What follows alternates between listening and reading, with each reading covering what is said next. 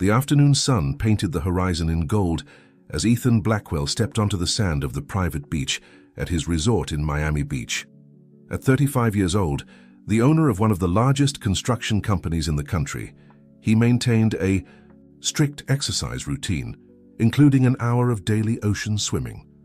As he prepared to enter the water, adjusting his imported swimming goggles, he noticed unusual movement a few meters from the shore. A woman was struggling in the water, her arms cutting through the air in desperate motions.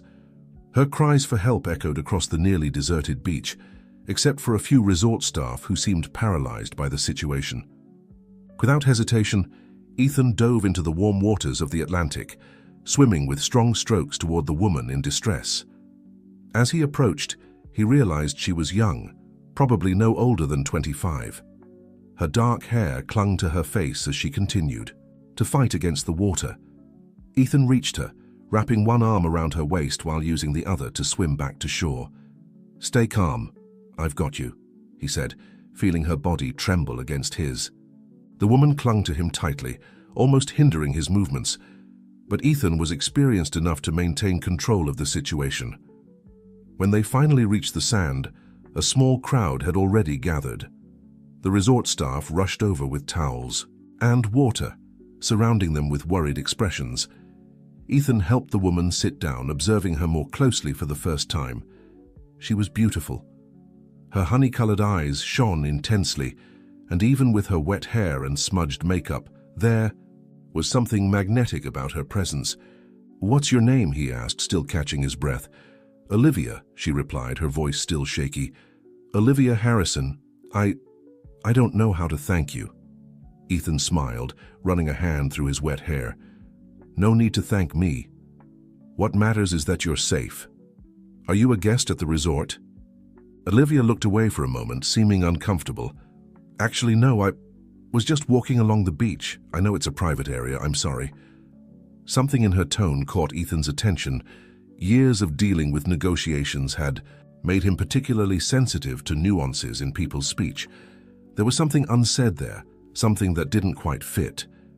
"Don't worry about that now," he replied, maintaining the diplomatic smile he used in business meetings. "What's important is that you get proper care. I'll have the resort's medical team do a checkup." Olivia stood up quickly, refusing the offered help. "No, that won't be necessary. I'm fine, truly fine. I've already taken up too much of your time." Before Ethan could insist, she began to walk away, still wrapped in the resort towel. That's when he noticed her movements were too steady for someone who had nearly drowned just minutes ago. There was no characteristic trembling in her legs, nor the disorientation typical after a near drowning. As he watched her leave, a suspicion began to form in his mind. His years in the corporate world had taught him to recognize when he was being manipulated, and something about the entire situation didn't seem natural. That night, lying in his presidential suite, Ethan couldn't get Olivia out of his thoughts, not because of her beauty, though it was undeniable, but because of the growing feeling that he had fallen into some kind of trap. The question was, what kind? What he didn't know was that this seemingly chance encounter would be just the first chapter of a much larger story, one that would change his life in ways he could never have imagined. Fate had rolled its dice on that sunny afternoon, and the consequences of that moment would unfold over the following years, weaving a complex tale of love, redemption, and discoveries about the true meaning of seeing beyond appearances. 5 years had passed since the incident on the beach. Ethan Blackwell had further expanded his business empire, and his personal life seemed to finally be heading in the direction society expected of him. After years of superficial relationships, he had found in Victoria Montgomery the perfect partner, at least in the eyes of the world. Victoria was the epitome of sophistication. Heir to a traditional Chicago family, she perfectly complemented the image Ethan needed to maintain. Their engagement was announced with great fanfare in the social columns, and the wedding promised to be the event of the year. In his office atop one of Chicago's most imposing skyscrapers, Ethan gazed out at the city through the panoramic windows. Lately, a nagging pain had been bothering him behind his eyes, but he ignored it, buried in endless meetings and spreadsheets. Mr. Blackwell, his secretary's voice came through the intercom. Miss Victoria is here. Victoria entered the office as if she were on a runway, her Louboutin heels echoing on the marble floor. Darling, we need to finalize the last details of the wedding. The wedding planner is waiting for us. Ethan blinked several times, trying to focus his increasingly blurry vision. Victoria, can we reschedule? I'm not feeling very well today. Not this headache story again. Ethan, our wedding is in 3 months. We don't have time for... Her words were cut off as Ethan staggered, leaning on the desk. His vision completely darkened for a few seconds, causing instant panic. Ethan! Victoria exclaimed, more out of obligation than genuine concern. Someone call an ambulance! The next few hours passed in a blur of tests and consultations. The diagnosis came as a shock, a severe ocular hemorrhage, caused by extreme stress and untreated high blood pressure. The doctor was emphatic. Without a period of absolute rest and specific care, Ethan could lose his vision permanently. He will need constant supervision, the doctor explained. Someone with experience in special care who can monitor him 24 hours a day. Victoria nervously fidgeted with her gold bracelets. But what about the wedding? All the preparations are already underway. The wedding is the least of our concerns right now, replied the doctor, casting a disapproving look at the bride. Your fiancé needs immediate care. In the hospital room, Ethan was trying to process everything that was happening. The darkness surrounding him was frightening, but even more unsettling was Victoria's reaction. Amid the chaos of voices and sounds, he could clearly distinguish the tone of inconvenience in her voice.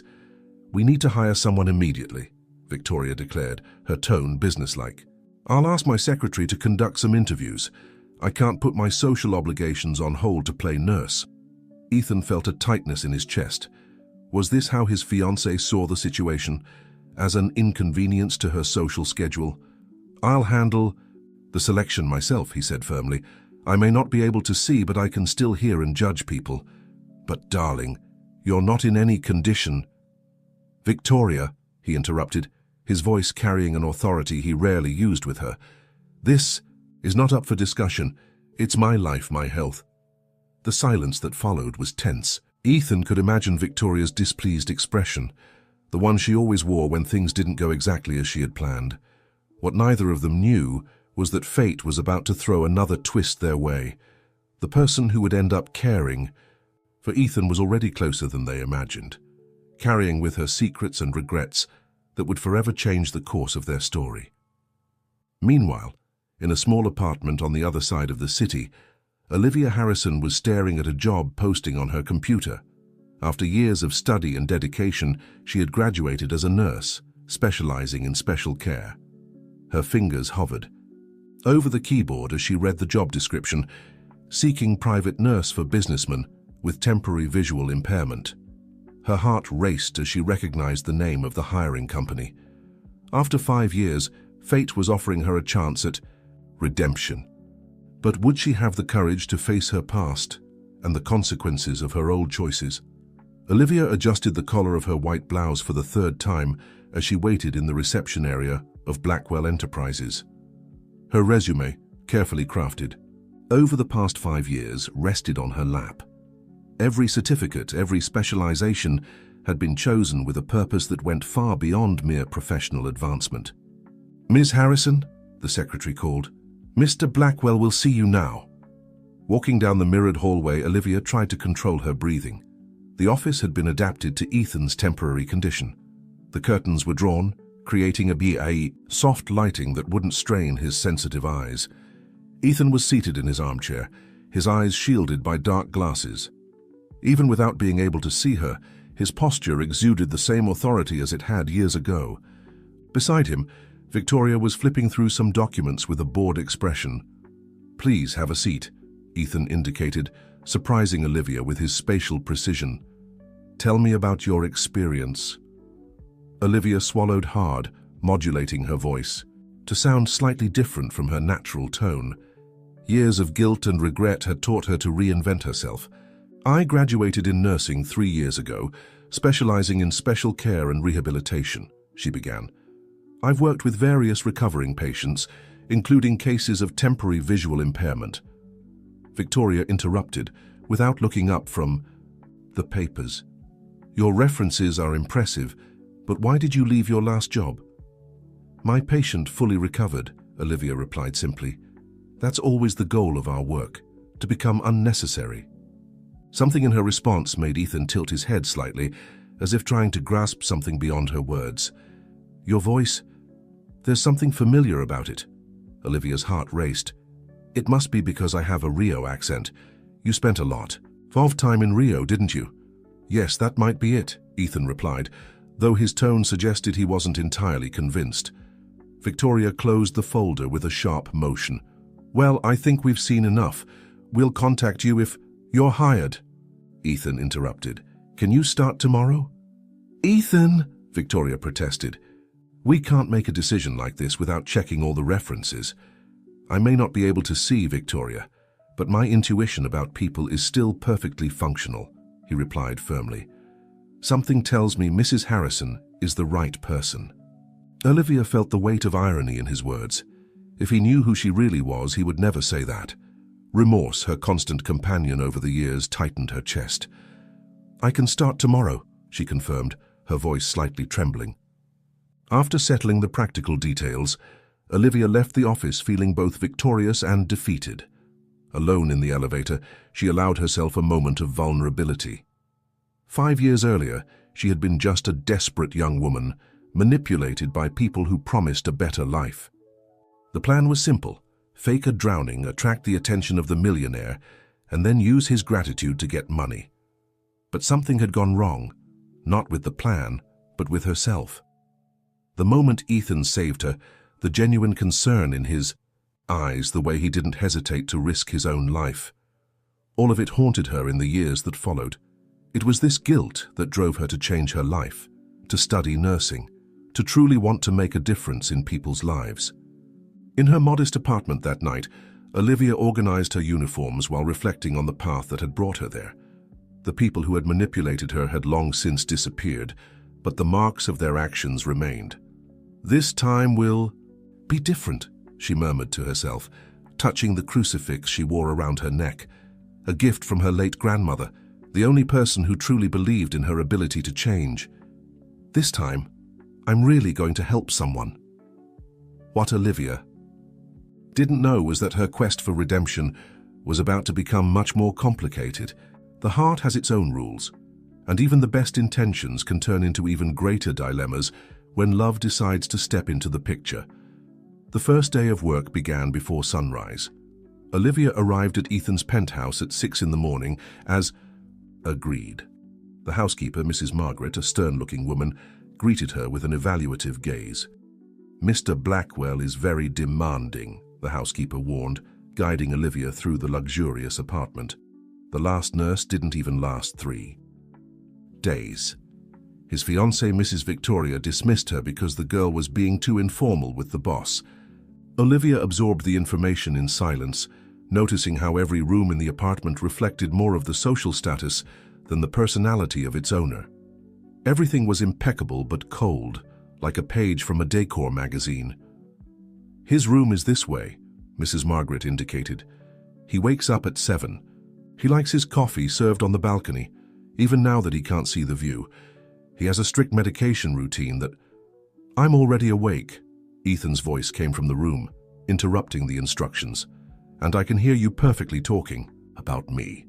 Olivia entered the room, finding Ethan sitting on the edge of the king-size bed.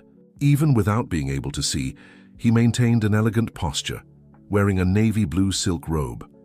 "Good morning, Mr. Blackwell," she greeted, keeping her tone professional. "I'm Olivia, your new nurse." "Please call me Ethan," he replied, a slight smile on his lips. "I don't need so much formality in my own home." Olivia began her work routine, helping him with his morning activities. Her hands, trained by years of practice, were firm but gentle as she guided him through the bathroom, respecting his privacy while ensuring his safety. "You have the hands of a pianist," he commented as she applied the prescribed eye drops. "Delicate, but steady." "Actually, I used to play the piano," she replied, surprised by the accurate observation. "But that was a long time ago." "Why did you stop?"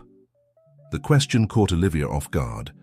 The truth was that she had sold her piano, an heirloom, from her grandmother during her difficult times before the incident at the beach. Yet another decision she deeply regretted. "Sometimes life takes us down different paths," she replied vaguely. Ethan seemed to notice something in her voice, that note of melancholy she tried to hide. "You know, I have a grand piano in the music room. No one has used it in years. It would be a waste to leave it silent." "Mr. Blackwell," "Ethan," she corrected herself, "I don't think it's appropriate." "Please," he interrupted softly. "Music would be welcome in this temporary darkness. Besides, I need something to distract me from Victoria's incessant calls about the wedding preparations." Olivia noticed the way he mentioned the wedding. There was no joy in his voice, only resignation. As she helped him get dressed, she noticed how his shoulders tensed every time his phone rang with the special ringtone assigned to his fiancée. The day passed in a quiet routine. Olivia read him the important company reports, helped with correspondence, and made sure all his medications were taken on time. In the afternoon, during an eye therapy session, Victoria showed up unannounced. "Darling, I brought the invitations for your approval," she announced, completely ignoring the fact that Ethan was in the middle of an important exercise. "I know you can't see right now, but I need your opinion on the paper and texture." "Victoria," Ethan replied with controlled patience, "I'm in the middle of a treatment." "But the invitations need to be sent out this week, the printer's deadline." "Is your fiancé's health less important than a printer's deadline?" Olivia interjected before she could stop herself, surprising even herself with her boldness. A tense silence filled the room. Victoria slowly turned to face her, her eyes flashing with indignation. "Sorry," Olivia quickly added, but interrupting the exercises could harm his treatment. To her surprise, Ethan smiled. "Mrs. Harrison is right, Victoria. Can we look at this later?" Victoria left the apartment visibly upset, her heels echoing louder than necessary on the marble floor. "Thank you," Ethan said after she left. "It's refreshing to have someone who genuinely cares about my recovery." Olivia felt her heart tighten. If he knew the truth about her past, about how she had manipulated his kindness years ago. But now, more than ever, she was determined to prove that she had changed, that she deserved the trust he placed in her.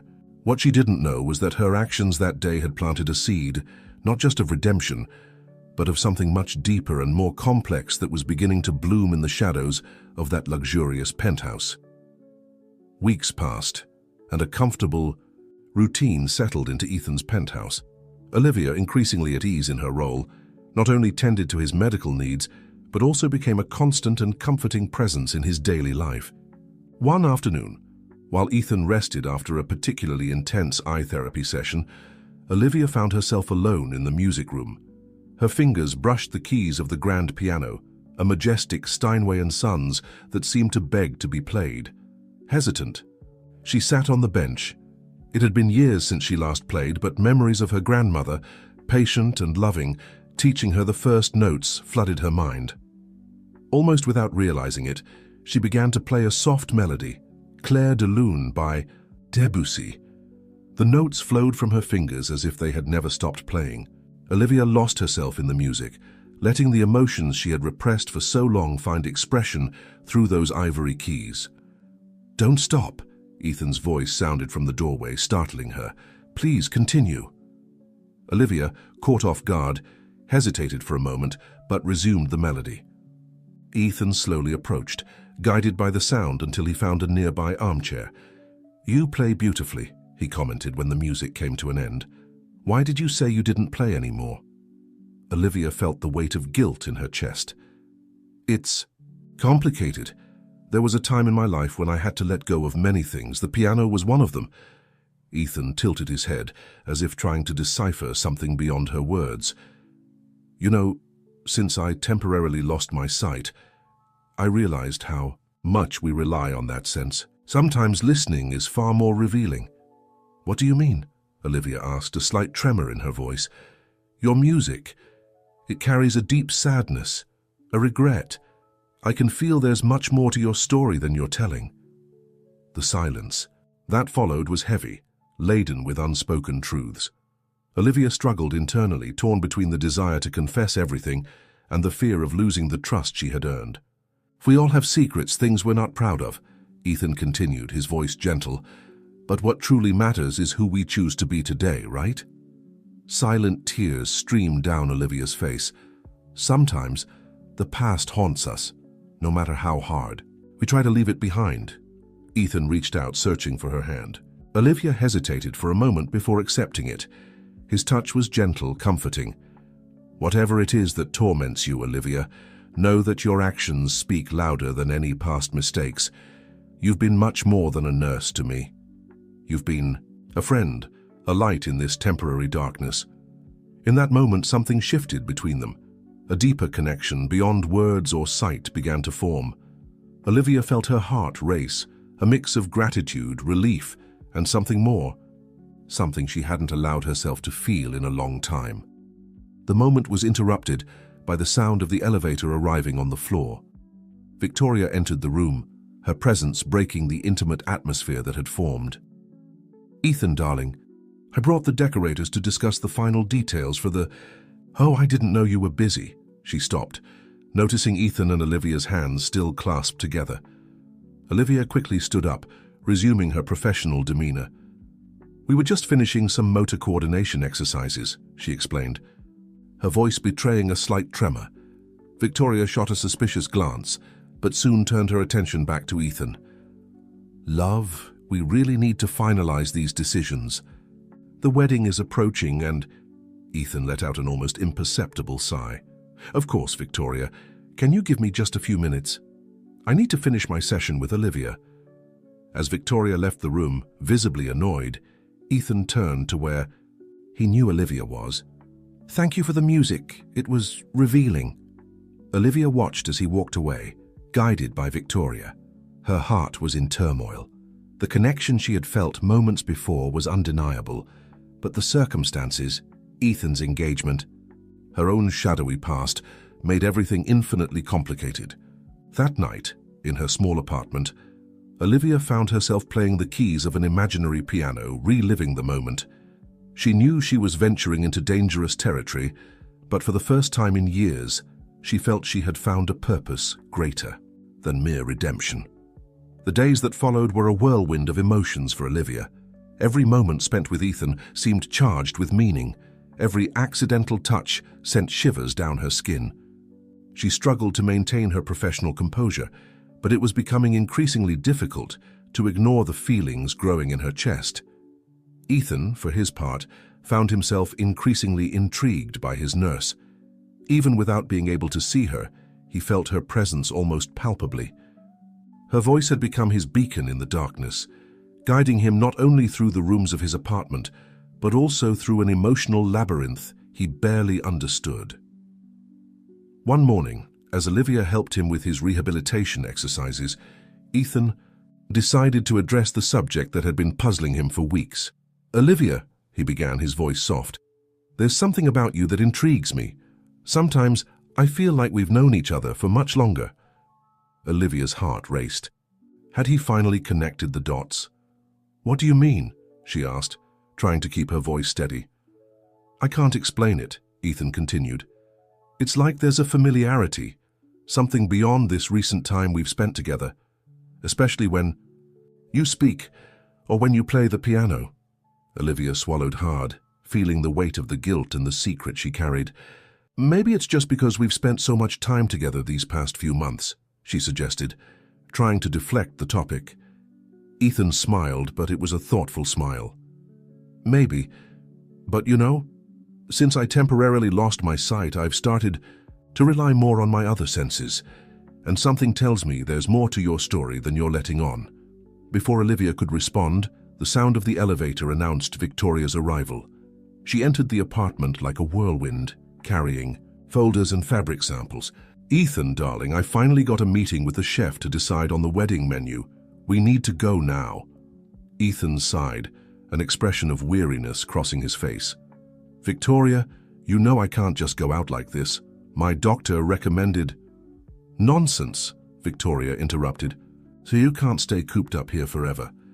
Besides, the chef is a genius in molecular gastronomy. He prepared a special menu that you can experience even without seeing." Olivia watched the scene, feeling a mix of compassion for Ethan and a pang. Of jealousy she tried to ignore. "Mr. Blackwell," she interjected, resuming her professional tone, "perhaps it's not advisable." Victoria shot a sharp look at Olivia. "With all due respect, nurse, but I think I can take care of my fiancé for a few hours.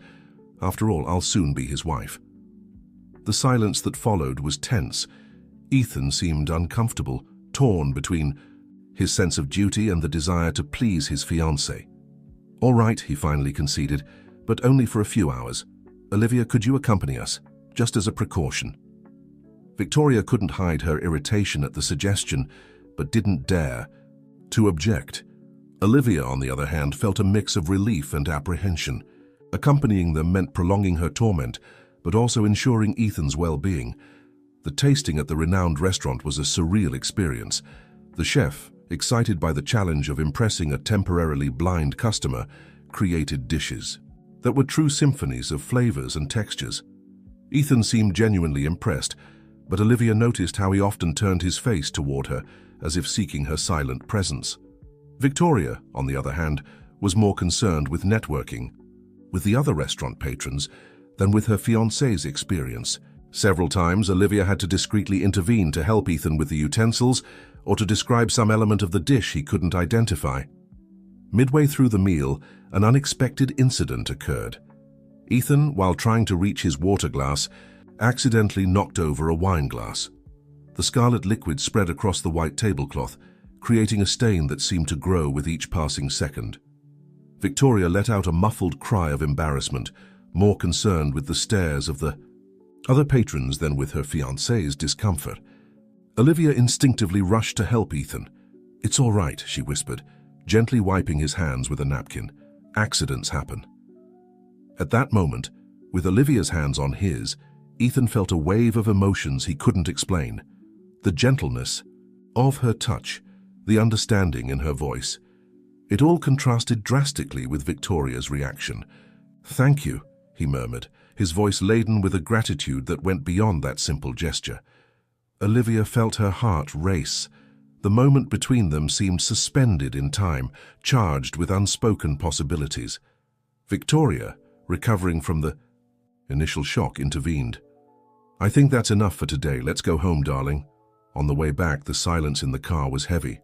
Olivia, sitting in the back seat, observed Ethan's tense profile and Victoria's rigid posture. It was as if the incident at the restaurant had exposed cracks in a relationship that, until then, had seemed perfect to the outside world. Back at the apartment, while helping Ethan prepare for bed, Olivia couldn't get the day's events out of her head. She knew she was falling in love, and it terrified her, not only because Ethan was her patient and engaged, but because her secret, the past she had tried so hard to hide, loomed like a threatening shadow over any possibility of happiness. That night, lying in her lonely bed, Olivia cried silently. She had entered this situation seeking redemption, but now found herself trapped in a web of emotions and secrets that threatened to suffocate her. What she didn't know was that, just a few miles away in his luxurious penthouse, Ethan was also awake, his thoughts filled with doubts and a voice that haunted him in his dreams, a voice he was beginning to suspect he knew from a not-so-distant past. The sun had barely risen when Olivia arrived at Ethan's penthouse that morning. She had spent the night awake, tormented by her conflicting feelings and the weight of her secret. As she entered the apartment, she found an unusual scene. Ethan was in the kitchen trying to prepare his own breakfast. "Ethan!" she exclaimed, rushing to help him. "What are you doing? You could have hurt yourself." He smiled, that smile that made her heart race. "Good morning, Olivia. I thought it was time to try doing some things on my own. After all, I can't depend on you forever, can I?" The words, though spoken lightly, hit Olivia like a punch to the stomach. It was true. She wouldn't be there forever. At some point, Ethan would regain his sight, marry Victoria, and she would return to her lonely life, carrying memories and regrets. "You're right. It was reckless," Ethan continued, noticing her silence. "It's just, sometimes I feel so helpless. Before I controlled every aspect of my life, and now—" Olivia gently guided him to a chair. "It's normal to feel that way, but you're making incredible progress. Soon you'll be doing much more than just making coffee." As she prepared breakfast, Olivia couldn't help but notice how the atmosphere between them had changed. There was an intimacy, a mutual understanding that went beyond the patient-nurse relationship. "Olivia," Ethan called softly, "there's something I've been wanting to ask you for days." Her heart raced. "Yes?" "That song you played on the piano, Claire de Lune. There's something about it, the way you interpret it, that reminds me of—" At that moment, the sound of the elevator interrupted the conversation. Victoria entered the apartment, followed by a team of decorators. "Surprise, darling," she announced cheerfully. "I brought the team to start the redecorating. After all, after the wedding, this will be our love nest." Ethan seemed stunned by the sudden invasion. "Victoria, don't you think it's a bit early for this? I'm still in recovery and—" "Nonsense," she interrupted him. "The doctor said you're progressing wonderfully. Besides, I need your opinion on textures and materials." Olivia watched the scene, feeling increasingly out of place. Victoria began guiding Ethan through the apartment, describing the planned changes and having him touch fabric and surface samples. "And here, darling, I thought of replacing that old piano with a modern sculpture. After all, no one really uses it," Victoria commented casually. Ethan frowned. "No, the piano stays. In fact," he hesitated for a moment, "Olivia has been playing for me. It's therapeutic." Victoria shot a sharp look at Olivia. "Oh, I didn't know our nurse had so many hidden talents." The rest of the day passed in a whirlwind of activity. Olivia stayed on the sidelines, helping Ethan when needed, but feeling more and more like an intruder. At night, exhausted and emotionally drained, she was preparing to leave when Ethan called her for a private moment on the balcony. "I'm sorry about today," he said, his voice low. "Victoria can sometimes be a bit intense." Olivia swallowed hard. "You don't need to apologize. She's your fiancée. It's natural that she wants to be part of your life." Ethan was silent for a moment, as if pondering something. "You know, Olivia, since I temporarily lost my sight, I've started to see, or rather, feel things differently. And there's something about you, something that deeply intrigues me." Olivia's heart raced. She knew the moment she had feared was coming. "Ethan, your voice," he continued, "has something in it that feels familiar to me. Not just familiar, but significant. Like it's part of an important memory I can't fully access." Olivia felt tears forming in her eyes. It was now or never. "Ethan, there's something I need to tell you. Something about me. About us." At that moment, Ethan's phone rang.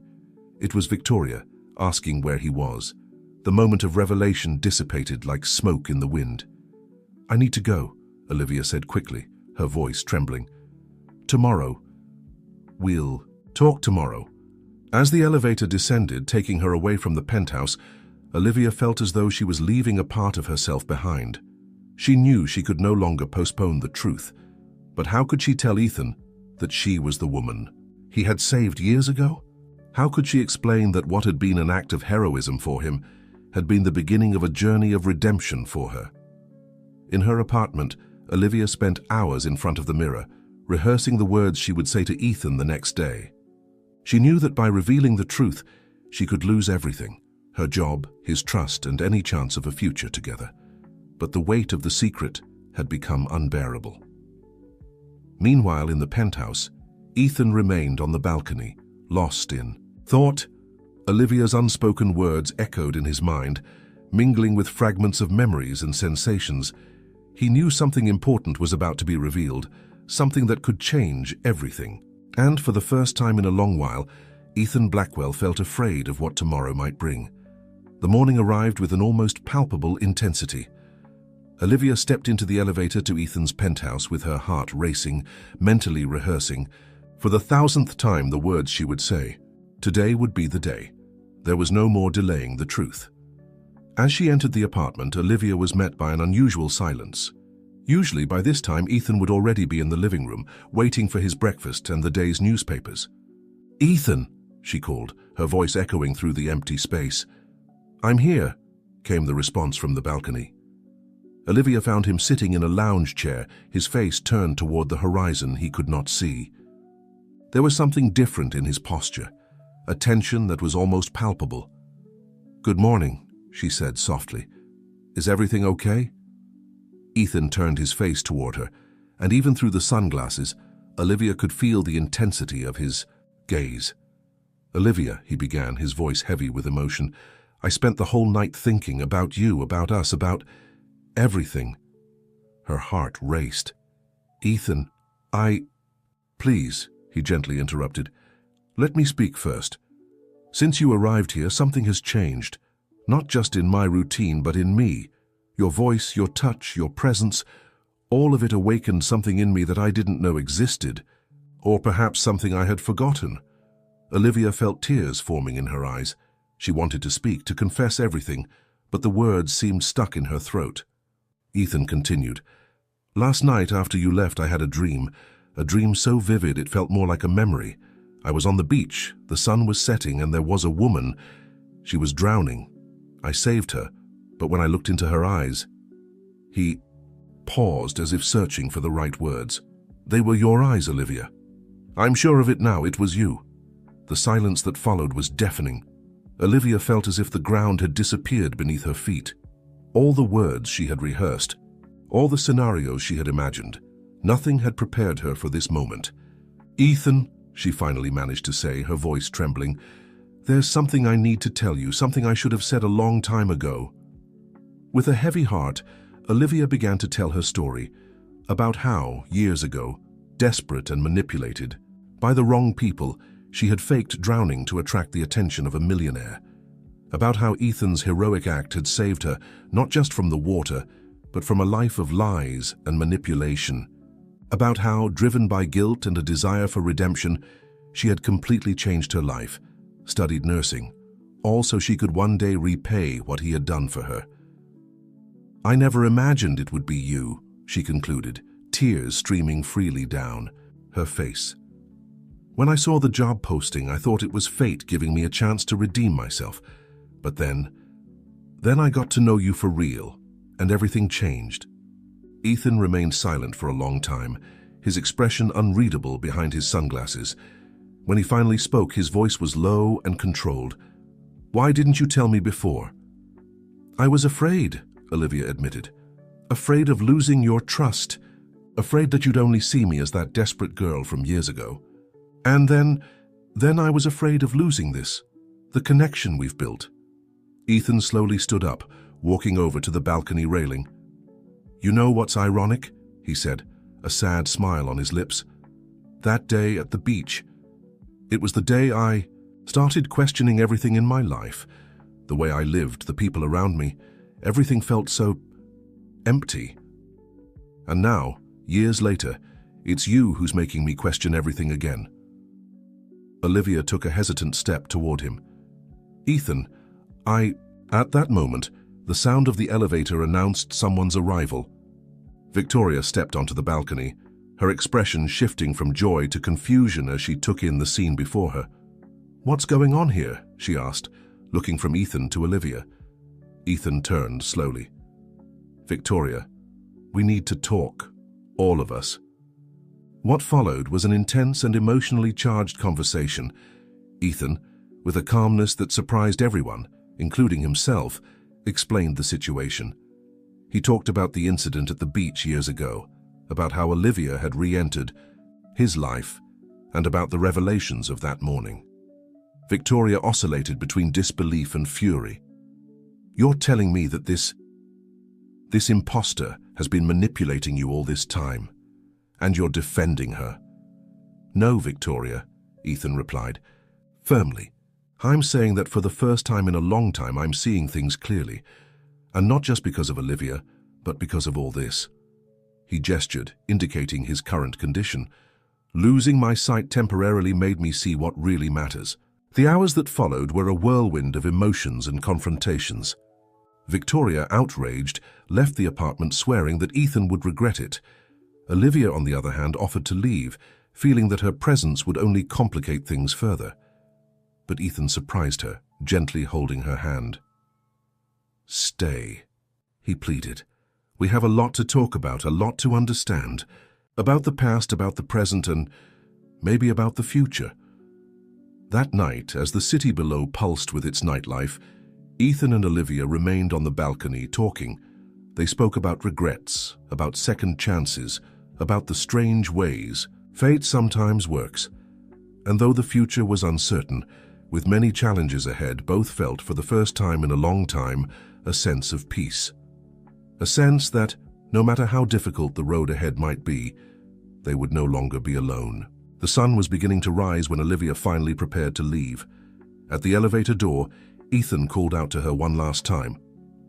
"Olivia," he said, a genuine smile on his face, "thank you for making me see again.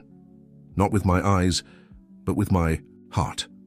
As the elevator descended, Olivia felt as if a huge weight had been lifted from her shoulders. The future was uncertain, but for the first time in years, she allowed herself to hope. Hope for redemption, for a fresh start, and perhaps, just perhaps, for true love. The days following the revelation were an emotional roller coaster for Ethan and Olivia. The breakup of the engagement with Victoria became news in the social columns, sparking a wave of speculation and gossip in Chicago's high society circles. Ethan, still recovering from his eye condition, found himself at the center of a media storm he couldn't see, but could certainly feel. Olivia, meanwhile, faced her own dilemmas.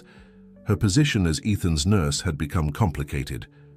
The hospital board that had hired her expressed concern about the potential conflict of interest, suggesting that it might be better to assign another professional to the case. On a particularly tense morning, Ethan and Olivia met on the penthouse balcony, the place that had become their private refuge. "They want to take me off your case," Olivia said, her voice heavy with worry. "They say it's not ethical given our history." Ethan sighed, running his hand through his hair in frustration. "And what do you think about that?" Olivia hesitated. "Professionally, they're right, but, Ethan encouraged, "but the thought of leaving you now when you need support the most breaks my heart," she admitted, her voice barely above a whisper. Ethan reached out his hand, searching for hers. When their fingers intertwined, both felt that electric connection that had become so familiar. "Olivia," he began, his voice steady, "over the past few months, you haven't just been my nurse. You've been my friend, my confidant, my light in the darkness. I know it's selfish of me, but I don't want you to go." Olivia felt tears forming in her eyes. "Ethan, At that moment, the sound of the elevator interrupted the conversation. Mrs. Margaret, the housekeeper, hurriedly entered the balcony. "Mr. Blackwell, forgive the intrusion, but Dr. Almeida is here. He said it's urgent." Dr. Almeida, the ophthalmologist in charge of Ethan's case, rarely made house calls. His unexpected presence created an atmosphere of apprehension. The doctor entered the balcony, his expression serious. "Ethan, I have important news about your condition." The silence that followed was heavy. Olivia instinctively squeezed Ethan's hand, offering silent support. "The latest tests have shown significant improvement," the doctor continued.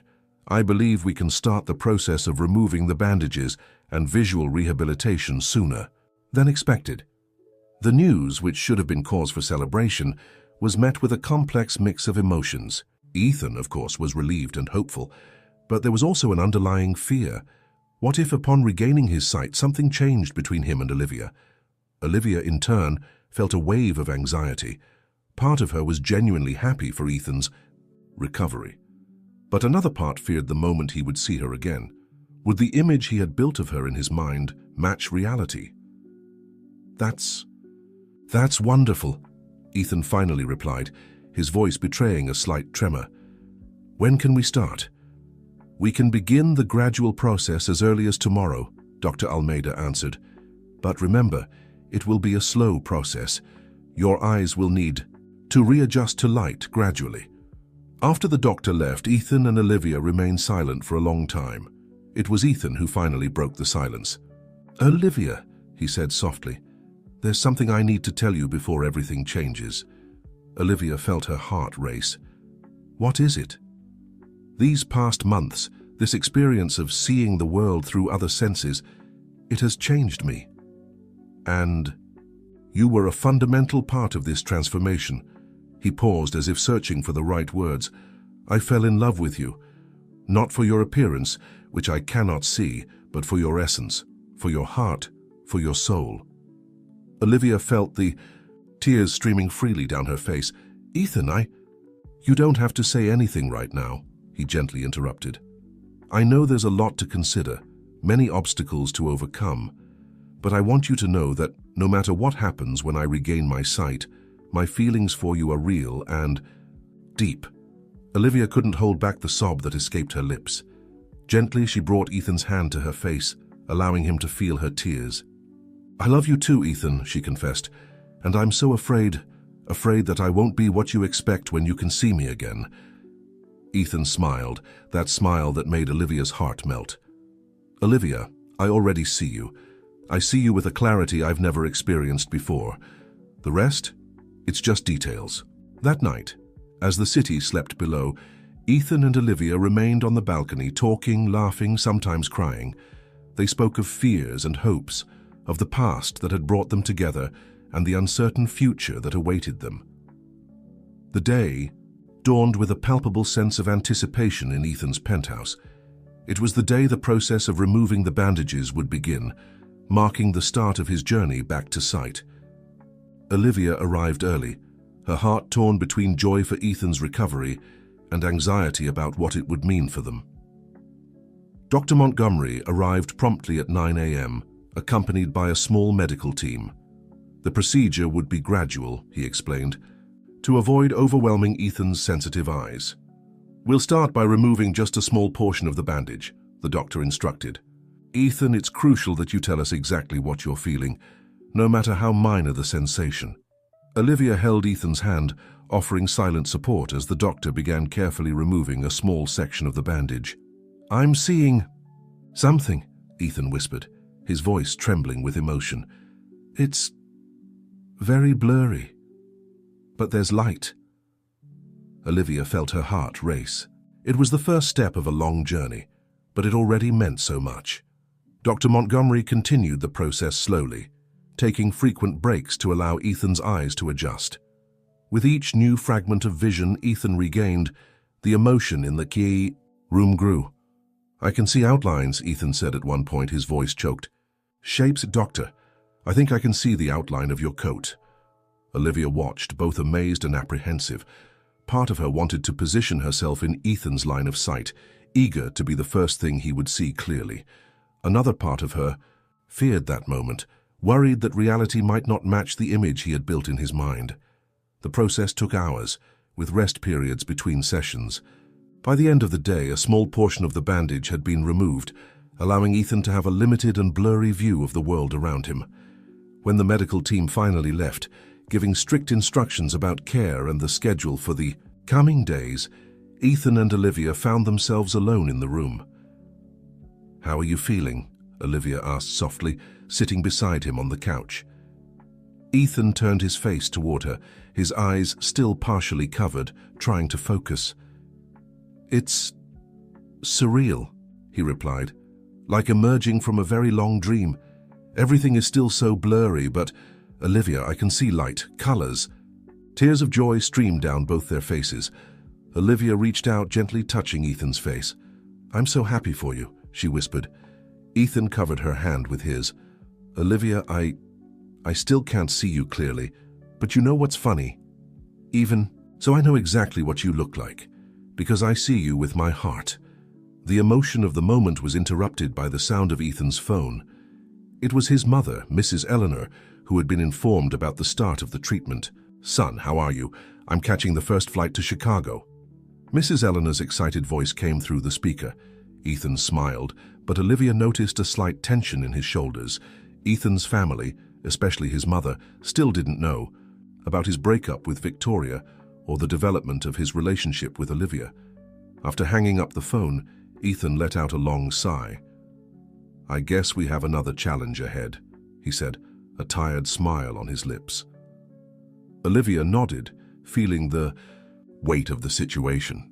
Ethan's recovery of sight wasn't just a medical process, but the beginning of a series of changes and confrontations in his personal and professional life. That night, as Ethan rested, Olivia stayed on the balcony, watching the city lights. The future, which until then had seemed like a haze of possibilities, was beginning to take shape. And with it came new fears and insecurities. How would Ethan react when he saw her clearly for the first time? How would his family and friends receive the news of their relationship? And, more importantly, how would they navigate this new phase of their lives, where the dynamic between them would inevitably change? Lost in her thoughts, Olivia didn't notice Ethan approaching until she felt his arms around her waist. "A penny for your thoughts," he murmured, his warm breath against her neck. Olivia turned in his arms, gazing into Ethan's partially bandaged eyes. "I was thinking about us," she admitted. "About everything that's to come." Ethan smiled, that smile that made her heart melt. "Whatever it is, we'll face it together. I promise you, no matter what I see when these bandages come off completely, what I feel for you won't change." Olivia nodded, wanting to believe it with all her heart. But a small voice in the back of her mind whispered doubts and fears as the couple remained embraced on the balcony, contemplating the horizon that Ethan was beginning to rediscover. Fate was preparing new challenges. The path ahead would be full of obstacles, suspicious family members, resentful ex-fiancés, the pressure of the media and society. But in that moment, under the stars of Chicago, Ethan and Olivia allowed themselves to believe that their love, born in darkness, would be strong enough to flourish in the light. Congonhas Airport buzzed with its usual hustle when Mrs. Eleanor Blackwell disembarked, accompanied by Nathan, Ethan's younger brother. Olivia, who had offered to pick them up, felt her stomach churn with nerves as she spotted them. Mrs. Eleanor, an elegant woman in her 60s, exuded an aura of sophistication that intimidated Olivia. Nathan, on the other hand, carried an expression of poorly concealed curiosity. "You must be the nurse," Mrs. Eleanor said, extending her hand for a formal greeting. "Victoria told us about you." Olivia felt a chill run down her spine. What exactly had Victoria said? "Yes, ma'am. I'm Olivia." "Harrison, it's a pleasure to meet you." The ride to Ethan's penthouse was tense. Mrs. Eleanor fired endless questions about her son's health, while Nathan watched Olivia through the rearview mirror, as if trying to decipher a puzzle. When they arrived, Ethan was waiting in the living room, still with part of his eyes covered, but visibly more confident in his movements. "Mom, Nathan," he greeted them warmly, embracing them. Mrs. Eleanor wasted no time. "Son, I'm so glad you're recovering. Victoria must be thrilled. Speaking of which, where is she? I thought she'd be here." A heavy silence fell over the room. Ethan cleared his throat, searching for the right words. "Mom, Nathan, there's something I need to tell you. Victoria and we called off the engagement." The reaction was immediate. Mrs. Eleanor clutched her chest, shocked. "But how? Why?" "Ethan, you're not thinking clearly. It's this condition. It's affecting your judgment." Ethan remained calm, his voice steady. "No, Mom. In fact, this experience has made me see things more clearly than ever." It was then that Nathan, who had been silently observing everything, spoke up. "It has to do with her, doesn't it?" He pointed at Olivia. "The nurse." Olivia felt all eyes turn to her. Her heart was beating so loudly, she feared everyone in the room could hear it. Ethan stepped forward, positioning himself beside Olivia. "Yes, it has to do with Olivia, but not in the way you're thinking. It's a long story, and I ask that you listen with an open mind." In the hours that followed, Ethan recounted the entire story, the meeting on the beach years ago, the unexpected reunion, and how Olivia had become much more than a nurse to him.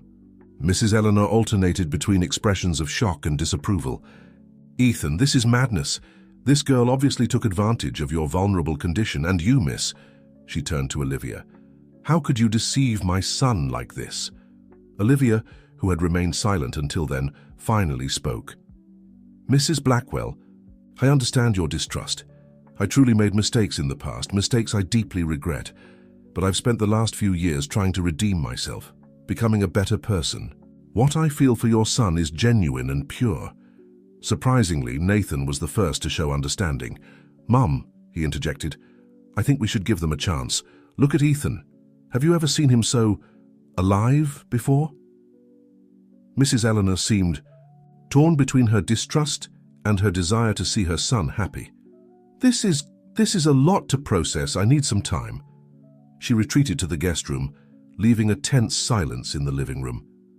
Ethan approached Olivia, holding her hand. "It's going to be okay," he whispered.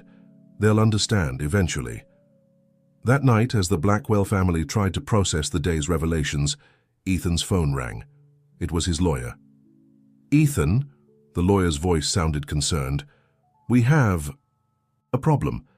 Victoria is threatening to go to the press with a story about how you were manipulated during your recovery. She's painting Olivia as an opportunist who took advantage of your condition." Ethan's blood ran cold. He knew Victoria wouldn't accept the end of their engagement easily, but he hadn't expected something so low. "What can we do?" he asked, feeling Olivia tense beside him. "For now, keep a low profile. I'm working on a legal strategy, but we need to be careful.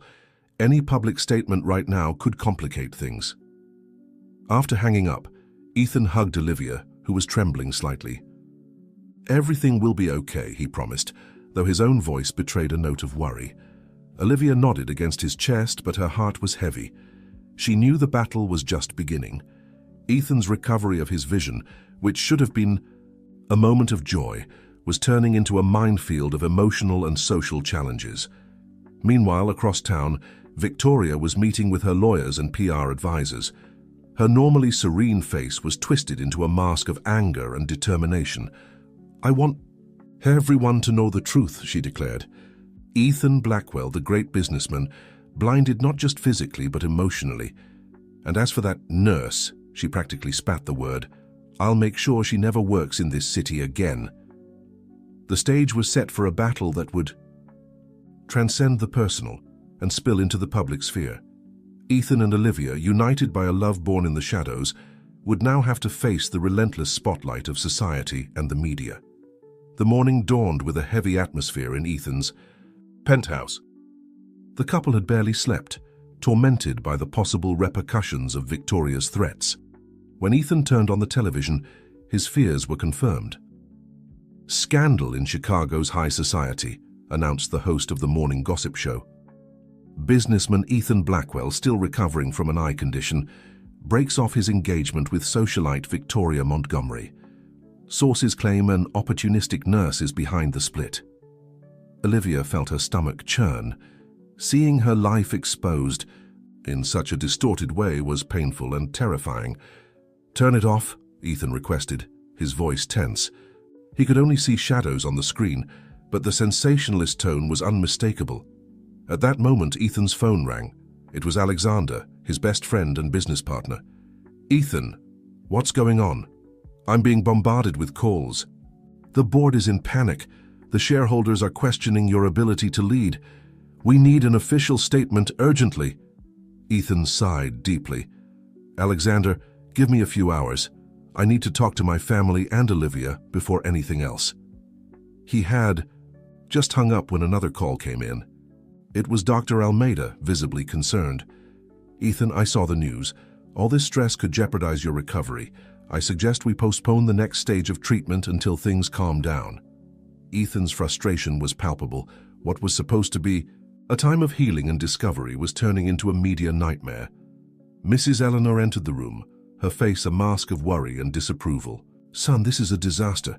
We need to hold a press conference, clear up this misunderstanding with Victoria." "It's not a misunderstanding, Mom," Ethan replied firmly. "Victoria is acting out of revenge, twisting the truth." Olivia, who had been silently observing everything, finally spoke up. Maybe I should step away for a while, for the sake of your recovery and your reputation." Ethan turned sharply toward her. "No!" he exclaimed, his voice filled with emotion. "I won't. Let Victoria or anyone else tear us apart. We'll face this together." Nathan, who had been thoughtful until now, suggested, "What if we told the real story, the whole thing from the beginning?" A thoughtful silence fell over the room. The idea was risky, but it might be the only way to control the narrative. "You're right," Ethan finally agreed. "No more secrets, no more half-truths. We'll tell our story our way." In the following hours, the living room turned into a command center. Alexander arrived with the company's public relations team. Trusted journalists were contacted. Olivia, with her heart in her hands, called her parents, preparing them for the imminent exposure. By late afternoon, Ethan and Olivia sat side by side for an exclusive interview with Ana Luisa Machado, a respected journalist known for her integrity. "Ladies and gentlemen," Ana Luisa began, looking directly into the camera, "today we have an extraordinary story to tell, a story of redemption, second chances, and a love that transcends appearances." With their hands intertwined, Ethan and Olivia recounted their journey. From their meeting on the beach years ago to their unexpected reunion and the love that blossomed during Ethan's recovery. Olivia, with tears in her eyes, spoke about her past mistakes and her search for redemption. Ethan, in turn, described how the experience of temporarily losing his sight made him see what truly mattered in life. "I'm not defending Olivia's past actions," Ethan said firmly, "but I believe in the power of transformation and genuine remorse. What we've experienced over the past few months is real and profound." As the interview progressed, social media exploded. Hashtags like True Love and Mjög Second Chance began to gain traction. Many identified with Olivia's story of redemption, while others admired Ethan's courage in defending his love. When the interview ended, Ana Luisa, visibly emotional, commented, "In all my years of journalism, I've rarely seen such a genuine display of love and courage." In the days that followed, Ethan and Olivia's story dominated the headlines, but in a way they hadn't expected. Many saw them as a symbol of hope, a reminder that true love can emerge from the most unlikely circumstances. Victoria, seeing her narrative crumble, opted for strategic silence, retreating to a trip abroad. A week after the interview, Ethan had his appointment rescheduled with Dr. Almeida. The doctor, surprised by the significant improvement in Ethan's eye condition, decided to proceed with the treatment. "Your body is responding incredibly well," the doctor remarked. "Perhaps all this love in the air is doing good, not just for your soul, but also for your health." As Dr. Almeida prepared to remove another layer of the bandages, Ethan held Olivia's hand firmly. "Are you ready?" he asked softly. Olivia took a deep breath. "I am," she replied, her voice trembling but determined. The day dawned with an almost palpable sense of anticipation in the air. It was the day scheduled for the final removal of Ethan's eye bandages. Olivia woke up early, her stomach in knots from nerves and anxiety. She spent more time than usual getting ready, aware that this would be the day Ethan would truly see her for the first time. In Dr. Almeida's office, the silence was broken only by the soft hum of medical equipment. Ethan was seated in the examination chair, Olivia by his side holding his hand. Eleanor and Nathan waited anxiously in the corner of the room. "All right, Ethan," Dr. Almeida began, his voice calm and professional. "We'll remove the bandages. Slowly. It's important that you keep your eyes closed initially, even after the bandages are fully removed. We'll open them gradually so your eyes can adjust to the light." Olivia felt Ethan's hand tighten around hers. She could sense the slight tremor in his fingers, a mix of fear and anticipation. With precise and careful movements, the doctor began to remove the bandages. Layer by layer, Ethan's face was revealed. When the last bandage fell, he kept his eyes firmly closed, as instructed. "Now, Ethan," Dr. Almeida guided. "Montgomery, I'm going to dim the lights in the room. I want you to open your eyes very slowly. If you feel any discomfort, close them immediately." Olivia's heart was pounding so hard that she feared everyone in the room could hear it. This was the moment she had both longed for and dreaded. Ethan began to open his eyes, blinking rapidly. His expression was one of pure concentration. "How are you feeling?" asked the doctor. It's amazing," Ethan replied, his voice choked with emotion. "Everything is still a bit blurry, but I can see, doctor, I can see." Tears of joy streamed down the faces of everyone in the room. Mrs. Eleanor openly sobbed, while Nathan tried, unsuccessfully, to hide his own emotions. Dr. Montgomery performed a series of quick tests, checking Ethan's pupillary response and his ability to distinguish shapes and colors. With each successful test, hope grew. Finally, the moment Olivia had both awaited and feared arrived. Ethan slowly turned toward her, his eyes searching for hers. Time seemed to freeze.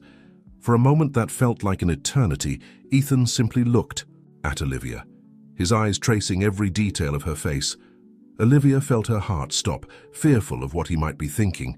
And then Ethan smiled. A smile so radiant, so full of love and admiration, that it instantly dispelled all of Olivia's fears. "Olivia," he whispered, his voice thick with emotion, "you're even more beautiful than I imagined." Olivia couldn't hold back her tears. Gently, Ethan reached out, touching her face, wiping her tears with his thumb. "Your eyes," he continued, marveling. "They're exactly as I remembered from that day at the beach. How could I have forgotten?" In that moment, there was no one else in the room for them. It was as if the entire world had disappeared, leaving only the two of them, finally seeing each other completely, without barriers, without secrets. "I love you," Ethan declared, his voice steady and sure. "I loved you in the darkness, and I love you even more in the light." Olivia, unable to form words, simply nodded, a radiant smile lighting up her face through the tears. The moment was interrupted by a discreet cough from Dr. Montgomery. "Well," he said, a smile on his lips, "it seems the recovery has been a success in every way." The next few hours were a whirlwind of additional tests, medical recommendations, and emotional phone calls to friends and family. Ethan insisted on looking at everything and everyone, like a child rediscovering the world. When they finally left the office, the afternoon sun bathed Chicago in a soft golden light. Ethan stopped, on the sidewalk, gazing in awe at the city he hadn't seen in so long. "Everything is so alive," he remarked, his eyes scanning the bustling streets, the tall buildings, the blue sky dotted with clouds. Olivia watched Ethan with a mix of joy and apprehension. Now that he could see completely, now that the world was opening up to him again in all its possibilities, would his feelings remain the same? As if reading her thoughts, Ethan turned to her, taking her hands in his. "Olivia," he began, his eyes locked on hers, "I know what you're thinking. But I want you to know what I feel for you hasn't changed. In fact, it's only grown stronger. Seeing you, truly seeing you, only confirmed what my heart already knew." He paused, looking around as if searching for the right words. Then, to Olivia's surprise and that of the curious passers-by, Ethan knelt right there on the busy sidewalk.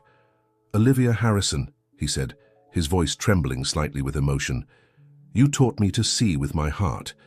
You showed me a love that transcends sight, a love based on truth, forgiveness, and redemption. I loved you in the darkness, and I love you even more in the light. Would you do me the honor of marrying me?" The world seemed to stop.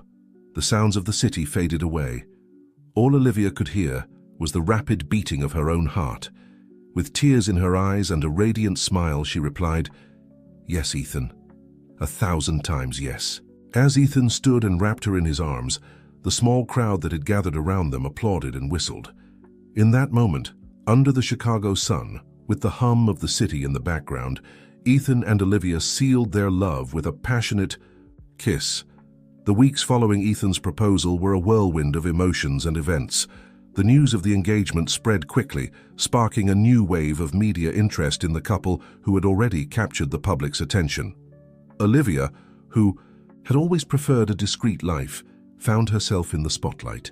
Celebrity magazines vied for exclusive interviews, TV shows made offers to cover the wedding, and social media couldn't stop speculating about every detail of their relationship. On a particularly hectic morning, Ethan found Olivia on the penthouse balcony, gazing thoughtfully at the city. "A penny for your thoughts," he said softly, wrapping his arms around her from behind. Olivia sighed, leaning back into him. "Sometimes I wonder if we're doing the right thing. All this attention, this exposure, it's not what I imagined for our lives." Ethan gently turned her to face him. "Olivia, what matters is what we build together, not what others think or say. But if this is bothering you so much, we can find a way to step away from the spotlight." At that moment, Ethan's phone rang. It was Alexander, his business partner and friend. "Ethan, we need to talk." Alexander's voice sounded tense. "The board is concerned. All this media exposure, some shareholders think it's affecting the company's image. Ethan furrowed his brow. I understand. Schedule a meeting for this afternoon. I'll take care of it. After hanging up, he turned to Olivia, determination in his eyes. I think it's time we made some changes. That afternoon, in the meeting room at Blackwell Enterprises, Ethan surprised everyone with his announcement. Gentlemen, he began, his voice steady, over the past few months I've gone through experiences that have profoundly changed my perspective on life. I've realized there's more to the world than financial statements and quarterly reports. He paused, looking at each face in the room. That's why I've decided to step away temporarily from the company's presidency. I want to dedicate myself to social projects, using our influence and resources to make a difference in the lives of those who truly need it. The room erupted in surprised murmurs. Alexander, who had already suspected something like this, was the first to speak up. And who would take over as president in your absence? Ethan smiled. You, Alexander. No one knows this company better than you. As the executives animatedly discussed the implications of this change, Ethan left the room, feeling lighter than he had in years. At home, he shared the news with Olivia. What do you think about using our platform for something greater? We could create a foundation, work on visual rehabilitation, give second chances to people who, like you, are seeking redemption. Olivia's eyes sparkled at the idea. Ethan, that's wonderful, but are you sure it's a big change? He pulled her close, kissing her softly. I've never been more certain of anything in my life. Well, except for wanting to marry you. In the months that followed, Ethan and Olivia dove headfirst into their new projects. The Blackwell Harrison Foundation was established, focusing on visual rehabilitation and social reintegration programs. Olivia, drawing on her experience as a nurse and her own journey of redemption, became the face of the Second Chance initiative. The couple opted for an intimate wedding, away from the spotlight. In a small seaside chapel, the same place where they had met years ago, they exchanged vows in the presence of only close family and friends. Olivia, Ethan said, his voice choked with emotion, you taught me that true love goes beyond what the eyes can see. With you, I've learned to see with my heart, to value second chances, and to believe in the power of transformation. I promise to love you every day of my life, in light and in darkness, in the easy moments and the challenging ones. Olivia, with tears in her eyes, replied, Ethan, you've given me so much more than a second chance. You've given me a new purpose, a fresh start. I promise to stand by your side always, to be your partner, your friend, your confidant. Our love, born in the shadows and strengthened in the light, will be my guide and my strength forever. As they exchanged rings, the sun set on the horizon, painting the sky with shades of pink and orange. It was a new beginning, not just for them as a couple, but for all those whose lives would be touched by their work and their story. Months later, in a visual rehabilitation clinic they had founded, Ethan and Olivia walked hand in hand, speaking with patients and their families. In one corner, a young woman who had just regained her sight hugged her mother, crying with joy. Olivia squeezed Ethan's hand, moved. See that? This is why we do what we do. Ethan nodded, pulling her closer. Every life transformed, every second chance given, it's our story multiplying.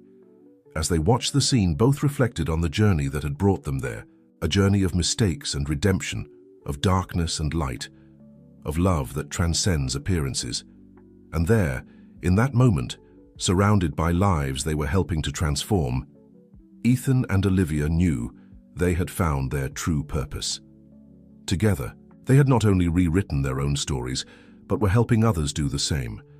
The future, once uncertain and frightening, now shone with infinite possibilities. And they were ready to face it, side by side, with their eyes and hearts open, to all the wonders yet to come. 5 years had passed since Ethan and Olivia's wedding. The Blackwell Harrison Foundation had become a national reference in visual rehabilitation and second chance programs. The couple, once at the center of a media scandal, was now admired for their philanthropic work and their inspiring story of love and redemption. On a sunny Sunday afternoon, Ethan and Olivia walked hand in hand along the beach where it all began. The place, once the stage for a meeting based on deception, now held precious memories and the promise of a bright future. "Who would have thought?" Olivia commented, smiling as she felt the sand beneath her feet. "That day would change our lives forever." Ethan squeezed her hand affectionately. Sometimes, life's greatest gifts come disguised as challenges. They stopped to watch the sunset, the waves gently lapping at their feet. The silence between them was comfortable, filled with mutual understanding and deep love. "Olivia," Ethan said softly, turning to face her. "There's something I need to tell you." Olivia's heart raced, a mix of anticipation and apprehension in her gaze. "What is it, love?" Ethan smiled, his eyes shining with an emotion she couldn't quite decipher. "Remember that secret project I've been working on for the past few months?" Olivia nodded. Ethan had been mysterious about a new foundation project, insisting it was a surprise. "Well," he continued, "it's finally ready. It's a new program from the foundation, but this one is special." He paused as if searching for the right words. "We're calling it the Clair de Lune project." Olivia felt her eyes well up with tears as she heard the name of the piece she had played for Ethan during his recovery. "It's a music therapy program for patients recovering their vision," Ethan explained, his voice choked with emotion. "But it's more than that. It also offers music scholarships to young people from underserved communities." Olivia covered her mouth with her hands, overwhelmed. "Ethan, this is wonderful." "There's more," he continued, holding her hands. "The first piano donated to the project is yours. The one you had to sell years ago. It took months, but we managed to track it down and buy it back." Tears now streamed freely down Olivia's face. It was more than a piano. It was a piece of her history, a connection to her grandmother, a symbol of everything she had lost and regained. "How?" she began, but the words failed her. Ethan pulled her into a tight embrace. "You taught me to see beyond appearances, Olivia. You showed me that true vision comes from the heart. This project is my way of thanking you and sharing that lesson with the world." As the sun set on the horizon, painting the sky with shades of pink and orange, the couple remained embraced, their silhouettes merging against the twilight sky. "You know," Olivia said after a moment, pulling back slightly to look into Ethan's eyes, "there's something I want to tell you too." Ethan raised an eyebrow, curious. "What is it, my love?" Olivia took Ethan's hand and gently placed it on her stomach. "In a few months we'll have another reason to celebrate life and love." Ethan's eyes widened, understanding and joy flooding his face. "Are you?" Olivia nodded, a radiant smile lighting up her face. "I'm pregnant, Ethan. We're going to have a baby." The beach echoed with Ethan's joyful laughter as he lifted Olivia into his arms, spinning her around. When he set her back down, his eyes shone with tears of happiness. "A baby," he whispered, caressing Olivia's face. "Our baby. A living symbol of our love, of our journey." Olivia rested her forehead against Ethan's, a new light in our lives. There, with the sound of waves in the background and the sky painted in the colors of twilight, Ethan and Olivia sealed this new chapter of their lives with a passionate kiss. It was more than a happy ending. It was the beginning of a new adventure. As they walked back home, hand in hand and hearts full of hope, both reflected on the incredible journey that had brought them there. A journey that began in the darkness of disappointment and deceit, but blossomed in the light of true love, forgiveness, and redemption. The future stretched before them, bright and full of promise, with their love as their compass and their experiences as their map. Ethan and Olivia were ready to face any challenge life might throw their way. Together, they had learned the most valuable lesson of all, that true love, like true vision, comes from the heart. 10 years had passed since that afternoon on the beach, when Ethan and Olivia shared the news of the Clair de Lune project and the pregnancy. Time, as always, had brought changes, challenges, and above all, growth. The Blackwell Harrison Foundation had become a powerhouse in the field of visual rehabilitation and second chance programs, expanding its reach across the United States and beginning to establish international partnerships. The Claire de Lune project in particular had become a resounding success, transforming lives through music and education. On a sunny Saturday afternoon, the Foundation's main auditorium was packed. Families, patients, donors, and curious onlookers had gathered for the project's annual concert. On stage, a black grand piano gleamed under the lights, the same piano Ethan had restored for Olivia years ago. Backstage, Olivia adjusted the tie of a 9-year-old boy, his brown eyes identical to hers, shining with anticipation. "Are you nervous?" "Liam?" she asked, smiling at her son. Liam shook his head, a confident smile on his lips. "No, Mom. Grandma always said that music comes from the heart, remember?" Olivia felt her eyes fill with tears. Her son had never met his grandmother, but through stories and music her legacy lived on. Ethan approached, carrying a 5-year-old girl with vibrant blue eyes.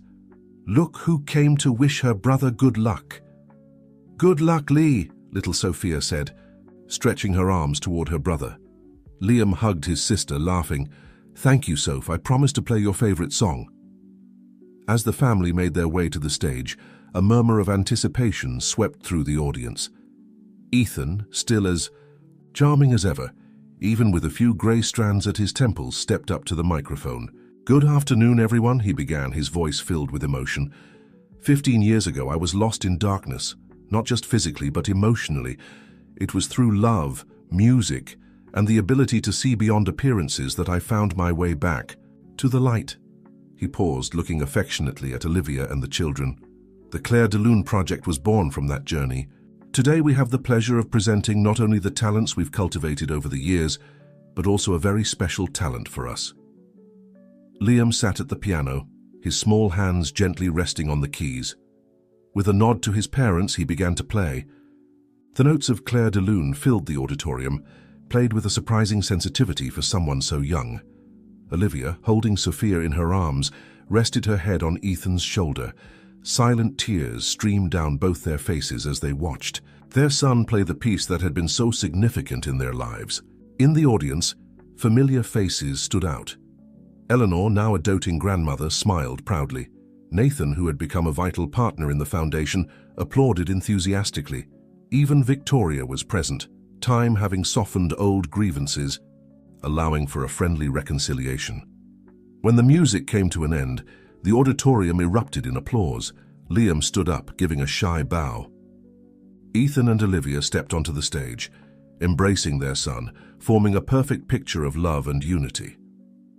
Later that night, after the children had gone to sleep, Ethan and Olivia were on the penthouse balcony, the place where so many pivotal moments of their lives had unfolded. "Did you ever imagine," Olivia asked, gazing at the illuminated city, "that day at the beach would bring us here?" Ethan smiled, pulling her closer. "No, but I've learned that sometimes life's greatest gifts come in disguise." "You know what I love most about you," Olivia said, turning to face him. "Your ability to see beauty even in the darkest moments." "And you know what I love most about you?" Ethan replied, his eyes shining with love. "Your courage to seek redemption, and your strength to transform not just your life but so many others." They kissed softly, the love between them as strong and vibrant as it had been on the first day. As the night deepened, Ethan and Olivia remained on the balcony, talking about the past, the present, and the future. They spoke of the challenges they had faced and overcome together, of the lives they had touched through their work, and of the dreams they still held for the future. And there, under the starry sky of Chicago, they silently reaffirmed the commitment they had made so many years ago, to love each other not just with their eyes but with their hearts, to always seek the light, even in the darkest moments, and to use their experiences to illuminate the path for others. The story of Ethan and Olivia, which began with a meeting based on misunderstandings, had transformed into a symphony of love, redemption, and hope. A symphony that would continue to play, inspiring others to believe in the power of second chances and the ability of love to light up even the darkest nights. And so, as the city slept below, Ethan and Olivia Blackwell Harrison looked to the future with hearts full of gratitude and eyes bright with hope. ready for the next movement of their beautiful symphony of life. 30 years had passed since Liam's concert at the Blackwell Harrison Foundation Auditorium. The world had changed significantly, but the legacy of love and redemption left by Ethan and Olivia continued to inspire generations. Liam, now a renowned musician and director of the foundation, walked through the halls that had witnessed his parents' transformation. His hands, which had once played Claire de Lune on that stage, now led global rehabilitation and social inclusion programs. Sophia, his sister, had taken a different path. As an ophthalmologist, she dedicated her life to cutting-edge research in visual recovery, honoring the work her parents had begun decades earlier. In the foundation's main hall, a historical mural told the story of Ethan and Olivia. Photographs, documents, and key moments from their journey were carefully preserved, a living testament to how love can transform lives. Ethan, now 75, remained active as an honorary consultant for the foundation. Olivia, at 72, continued to be the emotional heart of the institution. Though time had left its marks, the love between them remained as vibrant as it had been on the first day. That autumn afternoon, the family gathered for a special occasion, the inauguration of a new research center named after their parents. Liam watched his parents sitting side by side, their hands still intertwined as in their youth. "You never cease to amaze me," Liam remarked, sitting down beside them. Ethan smiled, his eyes still bright despite his age. "Life, my son, is a series of surprises. The important thing is to always be open to them." Olivia squeezed Ethan's hand, a gesture that still made her heart race even after so many years. "Do you remember that first time at the beach?" she whispered to him. "Who would have thought that moment would change everything?" Ethan kissed her softly. "I always believed our love was greater than any circumstance." Sophia, who had arrived with the children, smiled as she watched the scene. Her two kids, Liam Jr., 12, and Sophia, 9, ran around the room, full of energy. "Grandpa, tell that story." "Again," Liam Jr. begged, tugging at his grandfather's sleeve. Ethan laughed, ready to recount once more the love story that had changed so many lives. As the family gathered, the walls of the foundation seemed to whisper tales of hope, redemption, and true love. The legacy of Ethan and Olivia lived on, not just in the institutions they had founded, but in the hearts of everyone they had touched. Over the years, the light of love that had begun with a chance encounter on the beach continued to shine, illuminating paths and offering hope for generations.